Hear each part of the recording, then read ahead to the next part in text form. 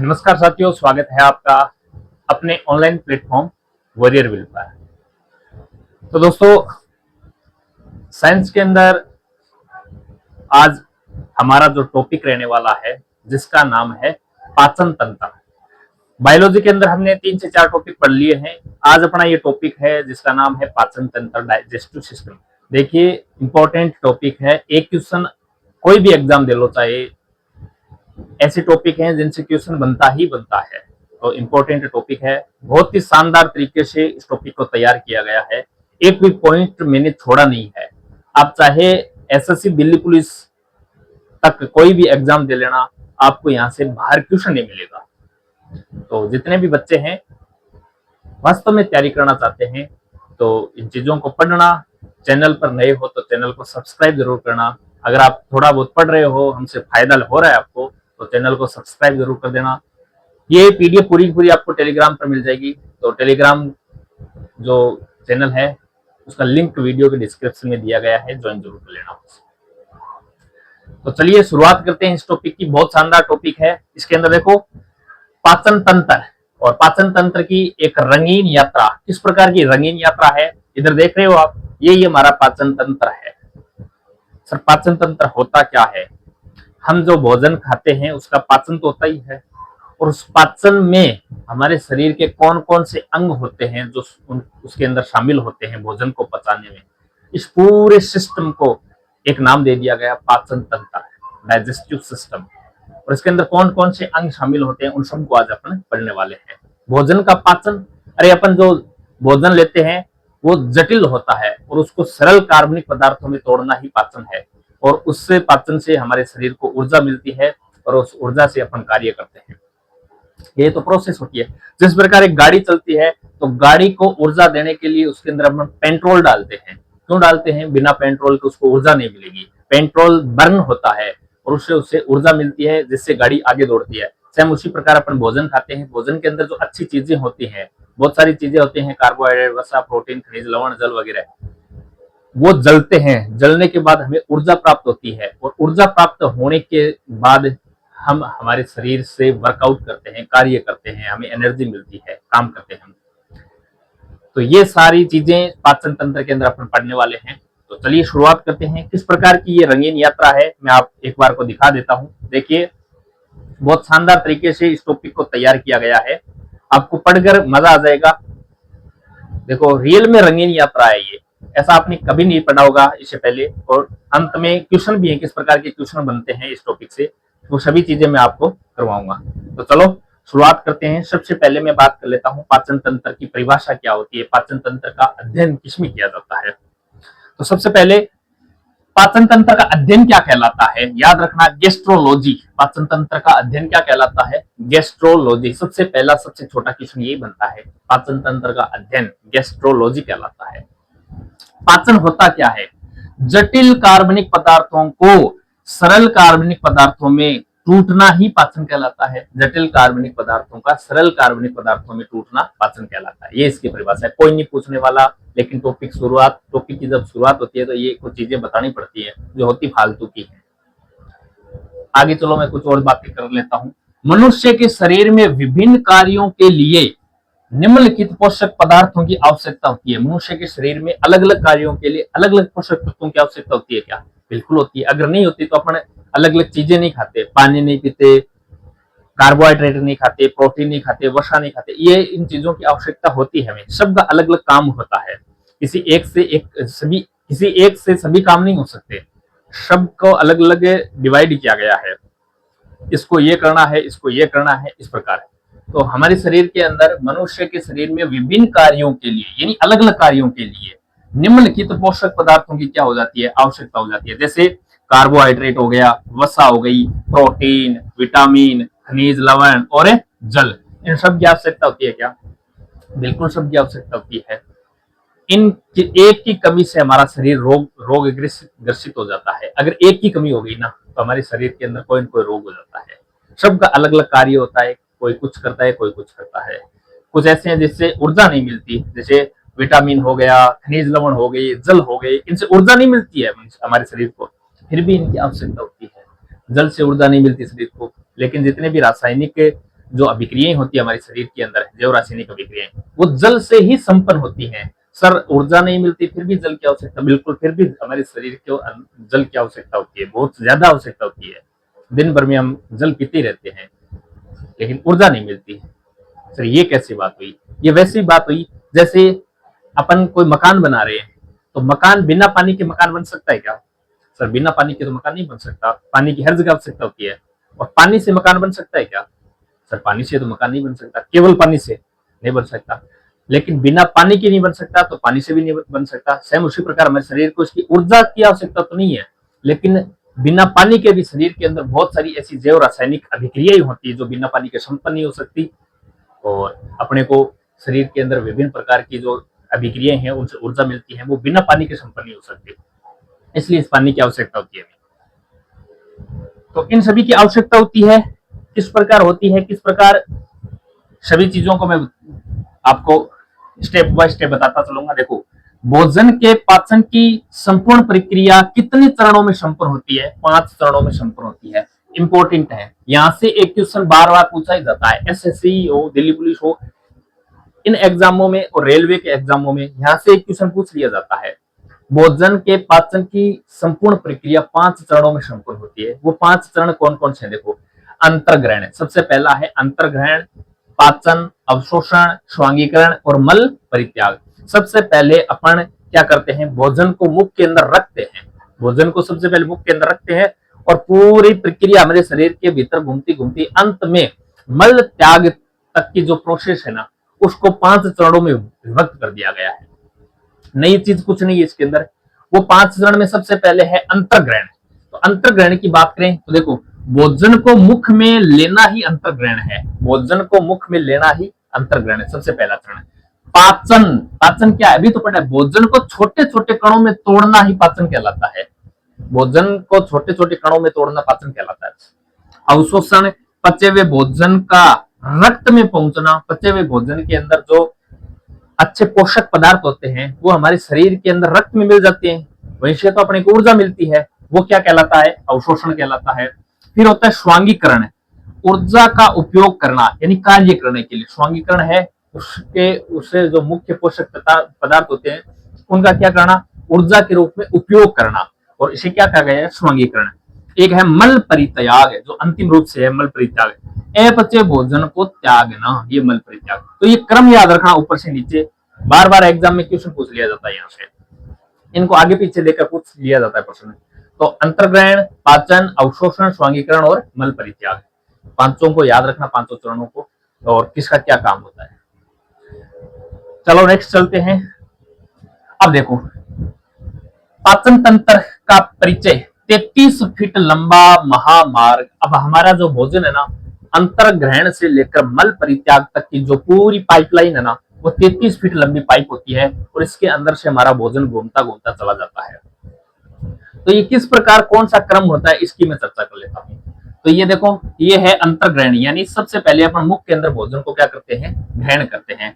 तो सबसे पहले हो गया मुख, मुख के बाद ग्रसनी, ग्रसनी के बाद ग्रासनली, ग्रासनली के बाद आमाशय, आमाशय के बाद छोटी आंत, फिर बड़ी आंत और फिर मल द्वार। बस भोजन इतनी ही जगह में घूमता है। इसके अलावा अपन पढ़ेंगे जैसे यकृत पढ़ लिया, अग्नाशय पढ़ लिया, उनमें भोजन जाता नहीं है, लेकिन भोजन के पाचन में वो सहायक ग्रंथियां जरूर है। भोजन के पाचन में सहायक ग्रंथियां हैं, लेकिन वहां भोजन जाता नहीं है, भोजन पचता नहीं है वहां पर, वो ध्यान दे लेना। भोजन जहां से घूमता है, ऐसी पाइपलाइन जिस पाइपलाइन के माध्यम से भोजन चलता है, वो यही चीजें, बस भोजन यहीं से जाता है। मुख से, मुख के बाद ग्रसनी में, ग्रसनी के बाद ग्रासनली, ग्रासनली के बाद आमाशय, आमाशय के बाद छोटी आंत में जाता है, छोटी आंत के बाद बड़ी आंत में, और बड़ी आंत के बाद मल द्वार के द्वारा मल को त्याग दिया जाता है। ये भोजन इस 33 फीट लंबी पाइपलाइन के अंदर घूमता है। पाचन क्या है? डाइजेशन क्या है? जटिल कार्बनिक पदार्थों का सरल पदार्थों में टूटना पाचन कहलाता है, ये तो पढ़ लिया हमने। आहार नाल की कुल लंबाई 33 फीट या 11 मीटर होती है। दोनों ही आंकड़े याद रख रहे हैं, क्वेश्चन बार बार पूछा जाता है। हमारे जो आहार नाल की लंबाई है, देखो यहां से लेकर ये आमाशय हो गया, ये छोटी आंत हो गई, और ये बड़ी आंत हो गई, और ये मल द्वार हो गया। इस प्रकार ये पूरी लंबाई है वो 33 फीट या 11 मीटर होती है। सबसे लंबा भाग छोटी आंत का भी, छोटी आंत का ही होता है। ये देखो, ये बीच में जो आपको दिखाई दे रहा है ना, ये छोटी आंत होती है। और सबसे जो इस आहार नाल का सबसे लंबा भाग है, यही होता है छोटी आंत। चलो आगे चलते हैं। पाचन तंत्र दो भाग होते हैं। इस पाचन तंत्र के दो भाग होते हैं। एक भाग तो मैंने आपको अभी पढ़ाया है, एक दूसरा भाग और होता है जहां से भोजन गुजरता नहीं है, लेकिन भूमिका इसकी पूरी रहती है भोजन को पचाने में। पाचन में, मानव पाचन में दो भाग होते हैं। देखो, एक तो होता है आहार नाल और दूसरा होता है सहायक पाचक ग्रंथियां। आहार नाल के अंदर देखो, मुख हो गया, मुख गुहा, ग्रासनली, आमाशय, छोटी आंत, बड़ी आंत, गुदा, ये सब हमने पढ़ लिया, अभी बताया मैंने पिछली स्लाइड में। इसके अलावा सहायक पाचक ग्रंथियां भी होती है। सहायक पाचक ग्रंथियां कौन कौन सी? जो भोजन को पचाने के लिए इंपॉर्टेंट ग्रंथियां हैं, जो कुछ एंजाइम वगैरह स्रावित करती हैं, जिनसे भोजन पचता है। जैसे लार ग्रंथि पढ़ने वाले हैं, मुख के अंदर, मुख गुहा के अंदर सबसे पहले अपन लार ग्रंथि पढ़ेंगे। इसके बाद जठर ग्रंथियां हो गई, यकृत, ये लीवर हो गया, पित्ताशय, अग्नाशय और आंतर ग्रंथियां, इन सभी ग्रंथियों की भी भूमिका होती है भोजन को पचाने में, इनको भी पढ़ेंगे। लेकिन ये आहार नाल का हिस्सा नहीं है, ये ध्यान दे लेना, आहार नाल का हिस्सा नहीं है। चलो सबसे पहले मुख गुहा की बात करते हैं। तो मुख गुहा में सबसे पहले मैं जीभ की बात करूंगा। भोजन को सबसे पहले अंतर्ग्रहण यानी मुख में रखना, तो मुख में रखना जीभ आती है। जीभ से संबंधित किस प्रकार का क्वेश्चन बनता है, क्या क्या है, देखिए। मुख गुहा और जीभ, स्वाद और पाचन की शुरुआत यहीं से शुरू हो जाती है। पाचन की शुरुआत कहां से शुरू हो जाती है? मुख से शुरू हो जाती है। इंपॉर्टेंट क्वेश्चन ये बनता है, भोजन के पाचन की शुरुआत मुख से ही प्रारंभ हो जाती है। और जीभ, देखो जीभ के अंदर किस भाग से कैसा टेस्ट आता है, एक तो ये क्वेश्चन बनता है। और क्या क्वेश्चन बनता है, देखो स्वाद कलिकाएं, जीभ के ऊपर छोटी छोटी स्वाद कलिकाएं पाई जाती हैं। वो 2000 से 9000 के बीच में होती है संख्या में। जीभ का अध्ययन ग्लोसोलॉजी कहलाता है। इस जीभ का जो अध्ययन होता है ना, वो ग्लोसोलॉजी कहलाता है। भोजन का नया रूप है, देखो यहाँ पचित भोजन बोलस कहलाता है। कहाँ पचित भोजन है? भोजन के पाचन की शुरुआत मुख से ही प्रारंभ हो जाती है, और मुख में जो पचा भोजन होता है उसे बोलस कहते हैं। क्या कहते हैं? बोलस कहते हैं। इंपॉर्टेंट क्वेश्चन है भैया, याद रखना, मुख में पचा भोजन बोलस कहलाता है। अब ये जीभ है, इस जीभ का एक तो होता है अग्रभाग, ये देखो, ये आपको दिखाई दे रहा होगा अग्रभाग। जीभ का अग्रभाग हमेशा मीठा यानी स्वीट, मीठे का एहसास करवाता है। और जस्ट पीछे देखो, ये देखो जस्ट पीछे, जीभ के पीछे का भाग यानी पस भाग हमेशा कड़वा, बटर, कड़वा एहसास दिलाता है। एक होता है जीभ के पार्श्व भाग यानी साइड वाले हिस्से, पार्श्व भाग खट्टे और नमकीन जैसे स्वाद का एहसास करवाते हैं। तो एक जीभ का मध्य भाग होता है जो स्वादहीन होता है। अपन देखना, जब भी अपन टेबलेट वगैरह लेते हैं ना, तो हम जीभ के मध्य में रखते हैं और फिर पानी गटक जाते हैं। उसको भी मध्य में क्यों रखा? उसको वहां हमें उसका जो खारापन है ना, उसका एहसास नहीं होता। क्यों नहीं होता? क्योंकि उसका मध्य भाग है ना, वो स्वादहीन होता है। और कभी टेबलेट को आगे यहाँ टच कर देना, पता चल जाएगा कैसा स्वाद है उसका। तो ये जीभ है, जीभ से संबंधित जो इसके अग्रभाग, पश्च भाग, पार्श्व भाग और पीछे का भाग, जहां से क्वेश्चन बनता है, ये सभी चीजें मैंने बता दी है। इनको एक बार फिर से देख लेना। आगे मैं बात कर लेता हूं। जीभ के बाद आप आते हैं दांत। तो दांत से संबंधित क्वेश्चन किस प्रकार का पूछा जाता है, चलो शुरुआत कर लेते हैं। देखो, दांत और दंत सूत्र की बात करें तो जीभ के बाद दांतों की बात करें तो दांतों से क्वेश्चन किस प्रकार बनता है। दांत विषम दंती होते हैं, दांत गर्त दंती होते हैं, दांत मनुष्य के द्विबार दंती यानी मनुष्य के अंदर दांत 2 बार आते हैं। दांतों की संख्या क्या होती है? 4 प्रकार के दांत पाए जाते हैं, उनका अलग अलग काम क्या होता है? इस प्रकार के क्वेश्चन बार बार पूछे जाते हैं। तो सबसे पहले देखो, वयस्क मनुष्य में 32 दांत पाए जाते हैं, सबको पता है। और किशोर के अंदर 28 दांत पाए जाते हैं। बच्चे के अंदर 20 दांत पाए जाते हैं। ये दोनों ध्यान रखना इंपॉर्टेंट, तो ये चीजें हैं। बच्चे के अंदर 20 दांत पाए जाते हैं, जिसे अस्थायी दांत या दूध के दांत कहा जाता है, जबकि वयस्क के अंदर 32 दांत पाए जाते हैं। दांतों के ऊपर सबसे कठोर भाग होता है वो होता है इनेमल। ये याद रखना, दांत के ऊपर जो व्हाइट व्हाइट जो चमकीला पदार्थ नजर आ रहा है ना आपको, वो पूरे शरीर का सबसे कठोर भाग होता है जिसका नाम होता है इनेमल। हिंदी में कहते हैं उसको दंत वलक। दांत कैल्शियम और फॉस्फेट के बने होते हैं, दांत कैल्शियम और फॉस्फेट के बने होते हैं। कैप याद रख लेना, कैप दांत के ऊपर क्या चढ़ाई जाती है, कैप चढ़ाई जाती है। जब दांत खराब हो जाते हैं तो डॉक्टर कहता है दांत के ऊपर कैप लगेगी, तो कैप से याद रख लेना कैल्शियम और फॉस्फेट है। तो दांत कैल्शियम फॉस्फेट के बने होते हैं।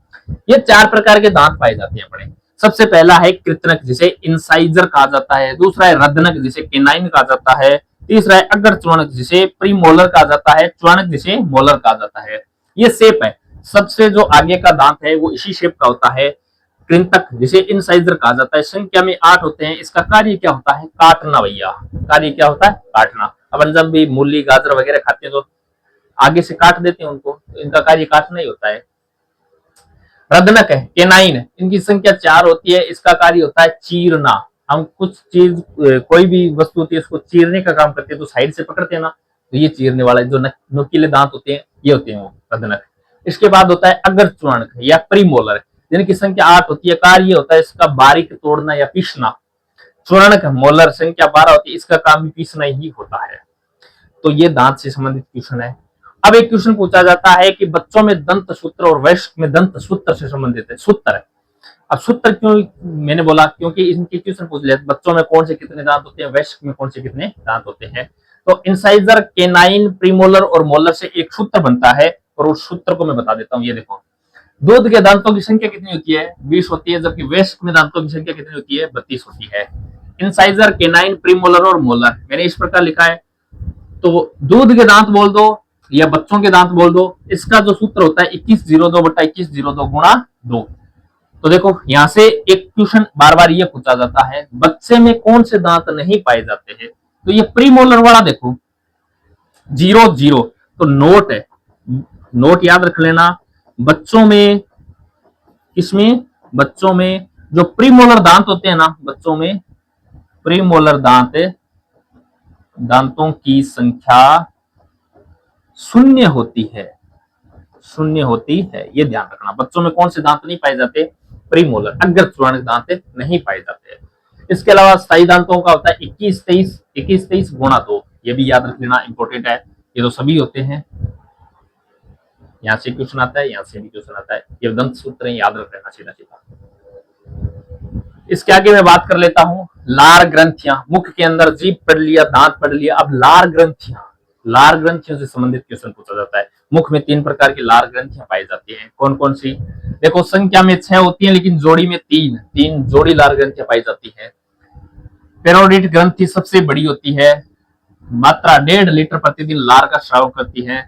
इनका पीएच मान 6.8 होता है।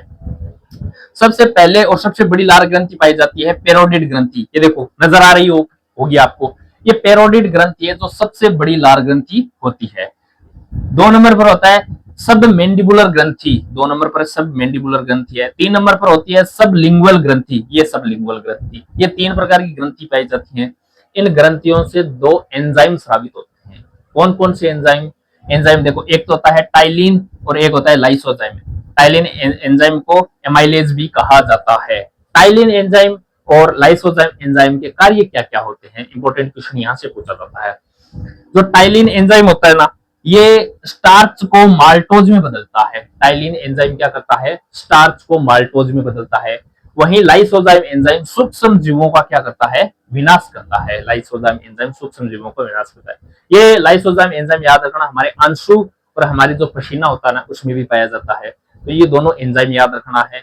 ये 3 ग्रंथियां याद रखनी है, इंपॉर्टेंट चीजें हैं, इनको याद रखना। नेक्स्ट बात कर लेते हैं ग्रसनी और ग्रास नली की बात कर लेता है। तो ये ग्रसनी और ग्रास नली है, इससे संबंधित क्या क्वेश्चन पूछा जाता है। ग्रसनी भोजन व वायु का चौराहा, भोजन और जो वायु का चौराहा होता है ना, यानी यहीं से भोजन जाता है और वहीं से वायु जाती है, तो ये चौराहा कहाँ होता है, इस ग्रसनी में होता है। इसका उपनाम होता है ट्रैफिक पुलिस, ये इस ग्रसनी का उपनाम होता है। इसके अंदर एक पाया जाता है एपिग्लोटिस वाल्व पाया जाता है। ये देखो, ये एपिग्लोटिस वाल्व है, ये भोजन जाता है, भोजन ग्रहण करते हैं तो श्वास नली को बंद कर देता है। ये एपिग्लोटिस वाल्व श्वास नली के ऊपर आ जाता है ताकि भोजन श्वास नली में नहीं जाए, और जब श्वास लेते हैं तो ये खुल जाता है। ये इस प्रकार का वाल्व होता है एपिग्लोटिस वाल्व।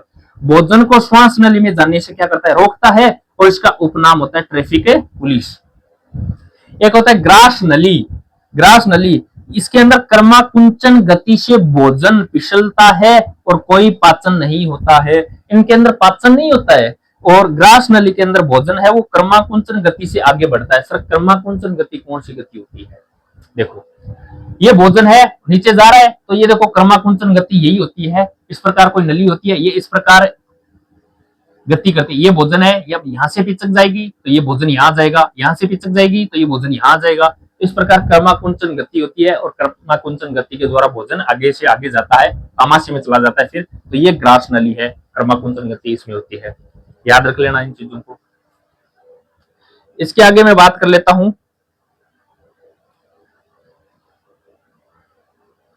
देखो आमाशय, ग्रास नली के बाद भोजन कहां जाता है भैया? इस आमाशय में आ जाता है। जे आकार का आपको आमाशय नजर आ रहा होगा।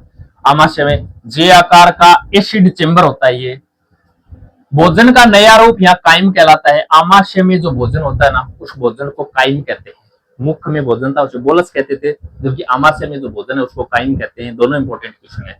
भोजन यहाँ सर्वाधिक समय तक रुकता है भैया जी, लगभग 3 से 4 घंटे तक भोजन कहाँ रुका रहता है? इस आमाशय में रुकता रहता है। आमाशय तक भोजन होता है ना, आमाशय में जब तक भोजन है तब तक अपने को उल्टी आ सकती है, भोजन वापिस आ सकता है। लेकिन इस आमाशय से नीचे जाने के बाद भोजन मुख से नहीं आएगा और कहीं से आ सकता है, ये ध्यान देना। हमें कई बार क्या होता है, भोजन सड़ा वगैरह भोजन खा लिया हमने, पता नहीं चलता है अपने को, लेकिन खा लिया। खाने के बाद देखना आधे घंटे बाद जी घबराने लगता है और हमने उल्टी आ जाती है। तो जब भी उल्टी आती है तो वो यहीं से भोजन वापस आता है, बस आमाशय से वापस आ जाता है वो भोजन। आमाशय से नीचे जाने के बाद भोजन मुख से नहीं आएगा, ठीक है ना। अपन कई बार क्या करते हैं, बच्चे को ऐसे मुंगा लटकाते हैं तो घर वाले बोलते हैं अरे मुख से भोजन आ जाएगा फिर से। अगर भोजन इसके अंदर है तो आ सकता है, लेकिन इसके नीचे जाने के बाद नहीं आता है। प्रोटीन का पाचन यहां से आरंभ हो जाता है। इंपॉर्टेंट क्वेश्चन है भैया, प्रोटीन का पाचन कहां, प्रोटीन के पाचन की शुरुआत कहां होती है? आमाशय से ही होती है। आमाशय के अंदर देखो और क्या क्या चीजें हैं। एक तो होता है हाइड्रोक्लोरिक अम्ल HCl होता है आमाशय के अंदर। ये ऑक्जेटिक कोशिकाओं से निकलता है और भोजन को सड़ने से क्या करता है, बचाता है। एक होता है दो इसके अंदर एंजाइम होते हैं आमाशय के अंदर, एक तो होता है रेनिन एंजाइम और एक होता है पेप्सिन एंजाइम। ये दोनों एंजाइम इस आमाशय के अंदर पाए जाते हैं। रेनिन एंजाइम का कार्य क्या होता है? ये दुग्ध का पाचन करता है रेनिन एंजाइम, जबकि पेप्सिन एंजाइम ये प्रोटीन का पाचन करता है। आगे बात करता हूं मैं श्लेष्मा की। तो एक होती है श्लेष्मा, ये म्यूकस कहा जाता है इसको। ये क्वेश्चन पूछा हुआ है। आमाशय की दीवारों को HCl से बचाता है। आमाशय की दीवारों को किससे बचाता है? हाइड्रोक्लोरिक अम्ल HCl से बचाता है। कौन? श्लेष्मा या म्यूकस। पेट की अम्लता दूर करने के लिए मिल्क ऑफ मैग्नीशिया का क्या किया जाता है? प्रयोग किया जाता है। ये ध्यान दे लेना। ये पेट है स्टोमच, इसके अंदर अम्लता की मात्रा अगर बढ़ जाती है, यानी HCl की मात्रा बढ़ जाती है, तो इसको कम करने के लिए किसका उपयोग किया जाता है? मिल्क ऑफ मैग्नीशिया का इसका उपयोग किया जाता है। हाइड्रोक्लोरिक अम्ल का जो पीएच मान होता है वो 1.2 से 1.4 के बीच होता है, ये ध्यान दे लेना।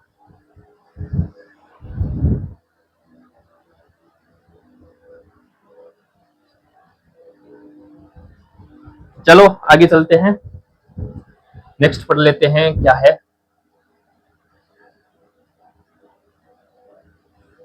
अरे यकृत। अब देखो आमाशय के बाद भोजन सीधा सीधा छोटी आंत में जाता है। आमाशय के बाद सीधा का सीधा भोजन चला कहां जाता है? छोटी आंत में जाता है। तो सर यकृत वगैरह क्यों पढ़ रहे हैं? इनसे कुछ अपने को एंजाइम वगैरह मिलते हैं और वो भोजन को पचाने में सहायता करते हैं, इसलिए ये वो ग्रंथियां हैं जो भोजन को पचाने में सहायता करती हैं, इसलिए इनको पढ़ना पड़ता है। सबसे पहले यकृत की बात करता हूं। यकृत और पीतरस है शरीर की सबसे बड़ी प्रयोगशाला कहा जाता है किसको? यकृत को। ये इस प्रकार का होता है यकृत। यूरिया का निर्माण कहां होता है? सर यकृत में होता है। जहरीले पदार्थों का अवशोषण कहां होता है? सर यकृत में होता है। पीतरस का निर्माण कहाँ होता है सर? यकृत में होता है। इंपॉर्टेंट है भैया, पीतरस का निर्माण यकृत में होता है और इस पीतरस का जो संग्रहण है वो पित्ताशय थैली में होता है। संग्रहण पित्ताशय में या पित्ताशय थैली में होता है। याद रखना, कुछ नहीं ऐसे पूछा जाता है। यकृत के आंकड़े देखो, यकृत का वजन होता है वो लगभग 1400 ग्राम होता है। शरीर की सबसे बड़ी ग्रंथि होती है ये। सर्वाधिक पुनरुत्थान भवन की क्षमता, रीजनरेशन, सर्वाधिक पुनरुद्भवन की क्षमता यकृत में ही पाई जाती है। इसके अलावा ग्लाइकोजन का संग्रहण भी कहां पाया जाता है?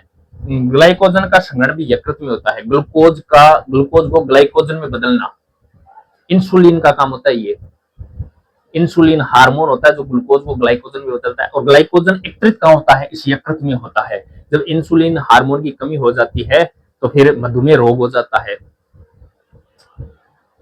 पितरस बाइल जूस की बात करते हैं, यकृत में बनता है, पित्ताशय में जमा हो जाता है। यकृत में बनता है और इस पित्ताशय के अंदर जमा हो जाता है। पीएच मान की बात करें तो 7.7 यानी क्षारीय प्रकृति का होता है। ये मुख्य कार्य क्या होता है? वसा का पायशीकरण करना। किसका काम होता है? इस पित्ताशय का काम, पितरस का काम होता है। इसमें कोई एंजाइम नहीं पाया जाता, ये भी ध्यान दे लेना। इसके आगे बात कर लेते हैं। अग्नाशय, ये इस प्रकार का होता है। अग्नाशय देख लो, अग्नाशय के अंदर एक रस होता है, इसको अग्नाशय रस कहा जाता है और उसको पूर्ण पाचक रस भी कहते हैं। पूर्ण पाचक रस भी कहते हैं। अब देखो, अग्नाशय के अंदर 3 प्रकार के क्या पाए जाते हैं? एंजाइम पाए जाते हैं। सबसे पहले तो मैं बात कर लेता हूं, अग्नाशय रस को पूर्ण पाचक रस कहते हैं। इस अग्नाशय के अंदर रस पाया जाता है, उस रस को कौन सा रस कहते हैं? पूर्ण पाचक रस कहते हैं। और इसका पीएच मान होता है 8.4 क्षारीय होता है। क्वेश्चन ये भी आता है कि आमाशय के अंदर भोजन किस अवस्था में होता है? भोजन की प्रकृति क्या होता है? वहां अम्लीय होती है, हाइड्रोक्लोरिक अम्ल के कारण। उसके बाद भोजन वो क्षारीय माध्यम में हो जाता है। क्यों? यहाँ देखो, अग्नाशय रस है, इसका जो प्रकृति है वो 8.4 क्षारीय प्रवृत्ति का होता है, तो भोजन भी क्षारीय प्रवृत्ति का हो जाता है। देखो याद रखना, LAT, एल से लाइपेज, ए से एमाइलेज, टी से ट्रिप्सिन। तो ये 3 प्रकार के जो एंजाइम है वो कहां पाए जाते हैं? हमारे अग्नाशय में पाए जाते हैं और इनको पूर्ण पाचक रस से कहा जाता है। लाइपेज क्या करता है? ये वसा का पाचन करता है। लाइपेज वसा का पाचन करता है। एमाइलेज ये स्टार्च का पाचन करता है। एमाइलेज क्या करता है? स्टार्च का पाचन करता है।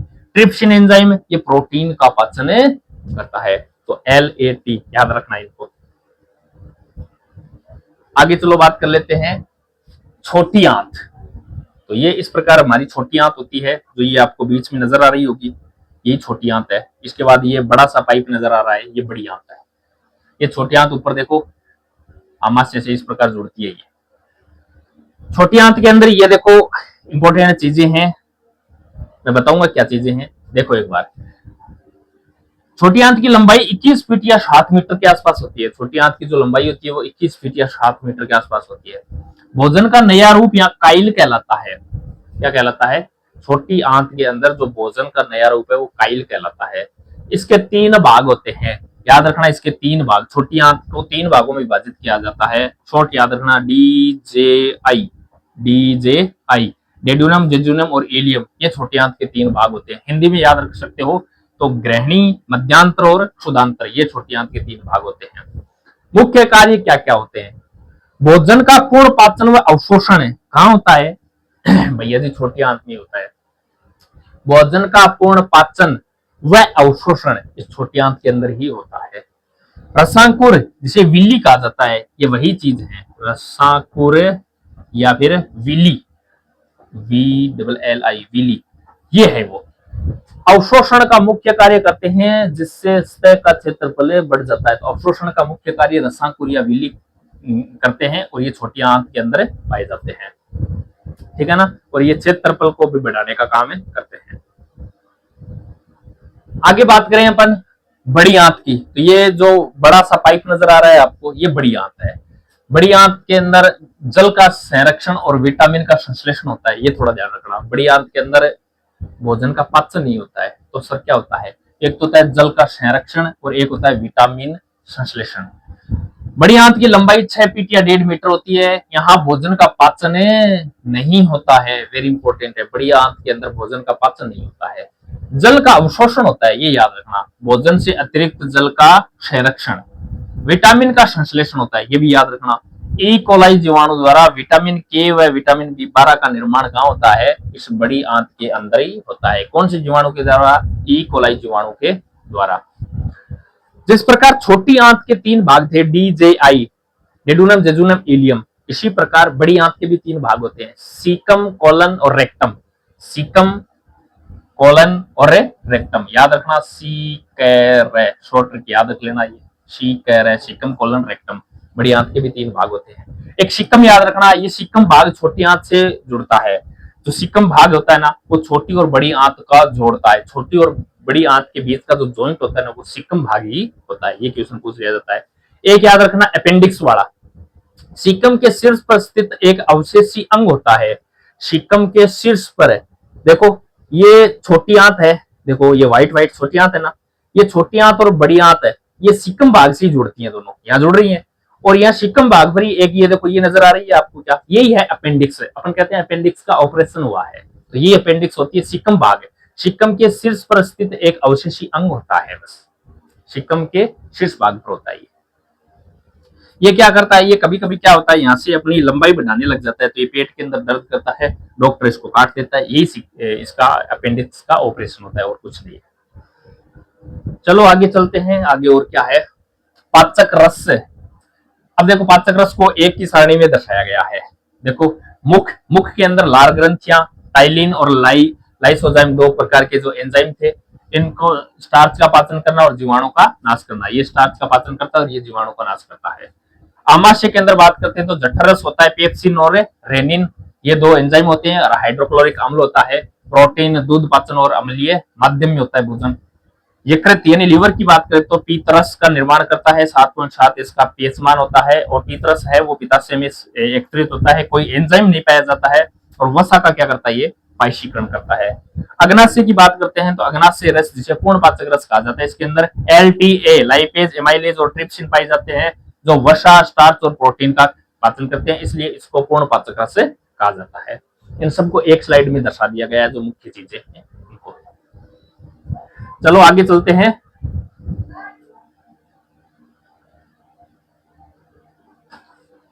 किस प्रकार की क्वेश्चंस बनते हैं, उन क्वेश्चनों की चर्चा कर लेता हूं मैं।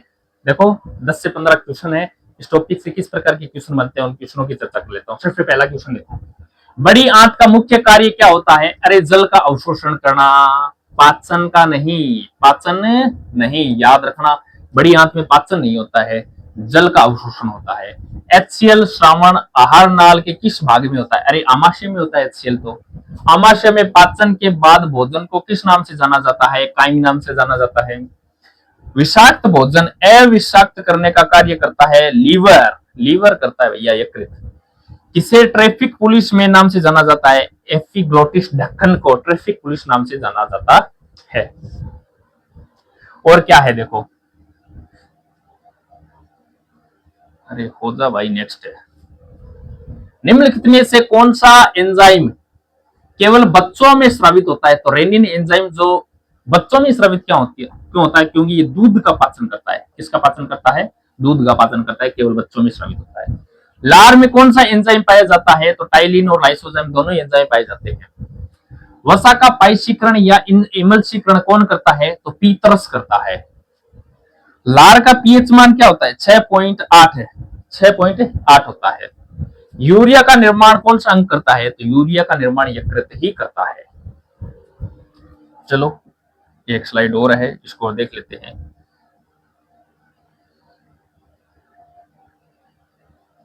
अरे भैया, आहार नाल का सबसे लंबा भाग होता है तो छोटी आंत होता है। इसे पूर्ण पाचक रस की संज्ञा दी जाती है तो अग्नाशय रस को दी जाती है। रसांकुरों का कार्य क्या होता है? अवशोषण करना होता है। रसांकुर, छोटी आंत में जो रसांकुर पाए जाते हैं, जिसे विली कहा जाता है, उसका कार्य होता है अवशोषण करना। मनुष्य की मुख गुहा में कितनी जोड़ी लार ग्रंथियां? अरे 3 जोड़ी, संख्या में 6 पाई जाती हैं, लेकिन जोड़ी में 3 जोड़ी पाई जाती है। HCl का श्रावण आमाशय में स्थित कौन सी कोशिकाओं से होता है? तो ऑक्सीटिक या फिर पेराइटल कोशिकाओं से होता है। तो ये अपना ये टॉपिक था, इससे संबंधित बनने वाली क्वेश्चनों की मैंने चर्चा की है और ये पूरा टॉपिक मैंने बहुत अच्छी तरीके से समझाने की कोशिश की है। तो टॉपिक के अंदर मेरी कोशिश रही है कोई ऐसा पॉइंट छूटे नहीं, कोई ऐसा बिंदु छूटे नहीं जिससे क्वेश्चन बनता हो। तो इससे बाहर इस टॉपिक के अंदर कुछ नहीं है, आप कोई भी बुक उठा के देख लेना, किसी टीचर से पढ़ लेना चाहिए आप, इससे बाहर कोई नया मैटर है ही नहीं। तो इस टॉपिक के अंदर जितना भी जो पोर्शन था इंपॉर्टेंट वो सब मैंने पढ़ाया है और ये पीडीएफ ऐसे कैसे आपको टेलीग्राम पर मिल जाएगी, टेलीग्राम को जरूर ज्वाइन कर लेना।